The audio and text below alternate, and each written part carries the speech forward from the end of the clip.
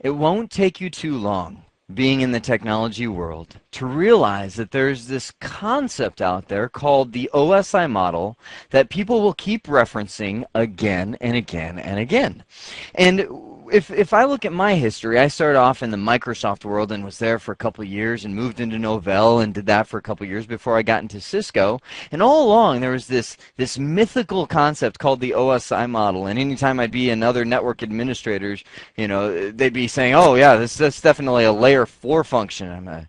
Yeah, layer 4 function. I would kind of go along with it, and not really know what I was talking about.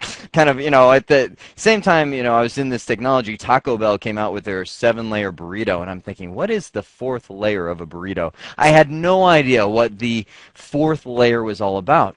Now, that's because in the Microsoft and Novell world, you learn what the OSI model is, as in it's a model. It has layers, and each of these layers do things.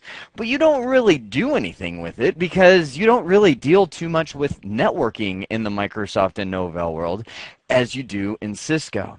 And it took me getting into Cisco to realize how foundational the OSI model is all about.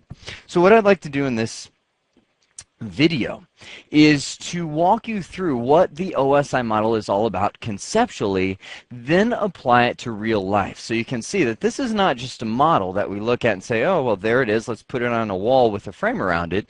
This is something that we can apply to our daily jobs in the network world. So if you haven't seen it before, let me be the first to welcome you to the mythical OSI model. There it is, all 7 layers of its glory. Now, your number one task when looking at the OSI model is to memorize it. Unfortunately, that's just going to be one of the kind of green bean casseroles that you have to swallow. Where did that come from? These are the layers. We have physical, going from bottom up, data link, network, transport, session, presentation, application. My favorite acronym, that would be the word, to remember that would be please do not throw sausage pizza away. That is from the bottom up. Or some people like to say all people seem to need data processing, moving from the top down. That'll help you get the first letter of each one of those and remember the order that they're in. So while you're busy memorizing that, let me talk about the function of the OSI model. The OSI model is a system that helps you break down network functions. And let me compare that to something that might be more familiar to things that we work on day to day, like houses. When I go to a construction site and I'm watching houses be built, I know that somebody didn't just walk in there and say, let's just build a house, right? Let's grab some boards and stick them over there. You need nails to build a house, so let's throw some nails over there. Oh, I know we'll need some concrete somewhere in here. They don't do that. They kind of think of building houses as phases of projects. And if you drive by big office buildings, they'll always say, yes, we're in phase 1 or phase 2 of construction. It's kind of like the major steps that they're going through to build that house. So phase 1, and again, you'll have to forgive me here. I am not a construction guy, so if I get my phases all mixed up, that's okay. Concept still applies. Phase 1, we've got to lay the foundation, right? We've got to pour some concrete, level out the dirt, get a flat surface there, because if you build the house on sifting sand, if you will, it's not going to stand very long. That's biblical. You need to make sure that you have a solid foundation to pour this concrete, level it out, and make sure that this thing is going to stand. So phase 1, lay the concrete. You have a specific crew to do that. You mix up some concrete mix, and there you go. Phase 2, and this is where my construction experience breaks down, right? Let's run piping. No. Yes. No, that should have come before the concrete.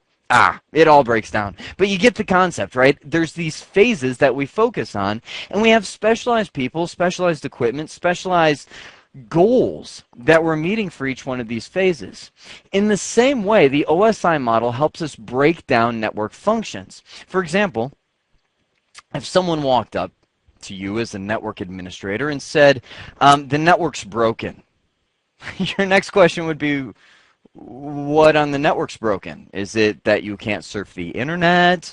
Are you not able to access the server? Your email down? What's going on? So you'd really have to focus in to figure out what they're trying to describe, because otherwise, I mean, a network's a big place where things could go wrong. So this helps you break it down the network function.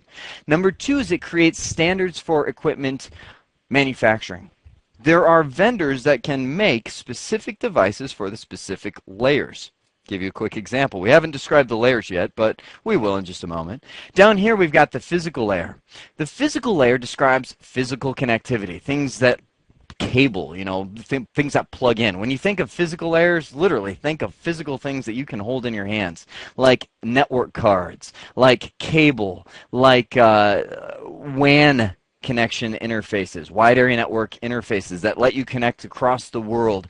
All of these have different physical standards, and you might have a manufacturer that focuses on nothing but this layer. Just like for the house, you might have nothing but a concrete layer that that can, have specific people that just lay concrete. When you move up to the data link layer, that's where we can start moving into functions that describe that specifically, and without getting too far ahead of myself, things like the MAC address exists here. Things like network switches work on at this layer. So you can have manufacturers that just focus on building network switches, and all they do is focus on the data link layer. Likewise, that allows vendors to focus in the specialized areas